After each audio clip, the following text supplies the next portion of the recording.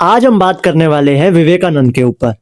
अब जिन लोगों को नहीं मालूम कि विवेकानंद कौन है, तो मैं आपको बता दूं, ये उन लोगों में से थे जिनको आप रियल इन्फ्लुएंसर या रियल हीरो कह सकते हो।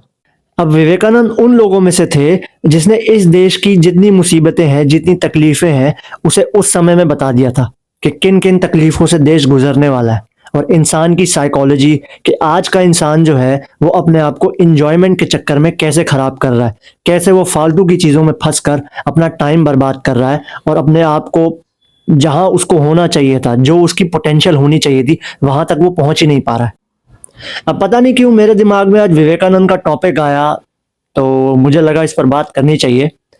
तो सुबह से विवेकानंद का एक थॉट मेरे दिमाग में घूम रहा था।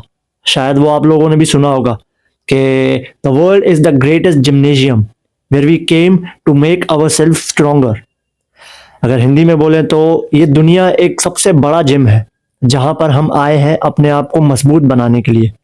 अब ये कोट मैंने कई बार पढ़ा है, लेकिन आज मुझे लगा कि शायद जो मतलब मैं इसका पहले समझ रहा था, इसका मतलब शायद उससे भी ज्यादा गहरा है या उससे भी ज्यादा डीप है।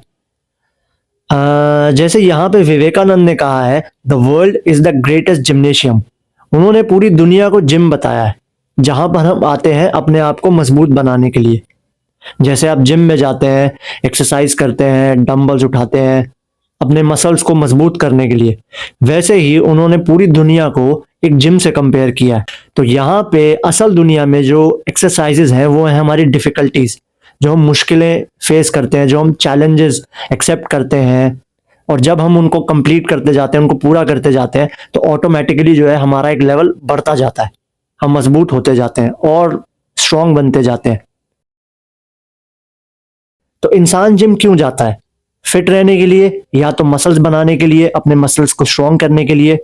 तो मान लो आप अगर कोई ऑफिस जाने वाले इंसान हो, या फिर आप कोई स्पोर्ट्स पर्सन हो, या फिर आप कोई एथलीट हो, आप पहले से ही एक गोल अपना जिम में लेकर जाते हो कि ये मेरा गोल है और जिम से बाहर निकलकर मुझे उस फील्ड में जाना है ताकि मैं अपना वो काम पूरा कर सकूं। आप पूरा दिन जिम में तो नहीं रहते, लेकिन यहां पर विवेकानंद ने रियल वर्ल्ड को ही जिम से कंपेयर कर दिया है, यानी कि जिम से मजबूत होकर हमें कहीं और जाना है।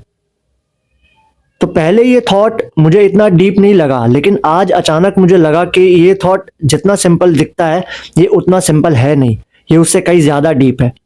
क्योंकि यहाँ पे विवेकानंद एक दूसरी दुनिया की बात कर रहे हैं।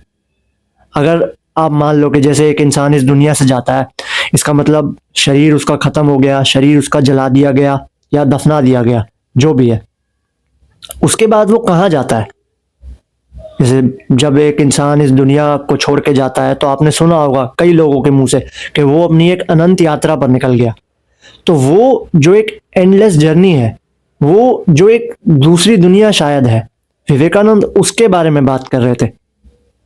और वो ये बताना चाहते हैं कि जिस दुनिया में तुम आगे जाने वाले हो, वहां पर इस दुनिया से ज्यादा स्ट्रेंथ, ज्यादा मजबूती चाहिए, ज्यादा एक्सपीरियंस चाहिए। जैसे कुछ लोगों ने ओशो को पढ़ा होगा, तो ओशो ने भी अपनी समाधि के वहां पे यही लिखवाया था कि never born never died, only visited this planet earth from this to this year.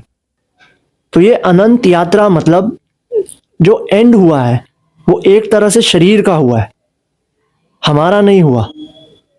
और हम इस दुनिया में आए हैं अपने आप को मजबूत बनाने के लिए, यानी कि हमें इस दुनिया से ज्यादा स्ट्रेंथ उस जगह पे चाहिए जहां पर हम आगे जाने वाले हैं।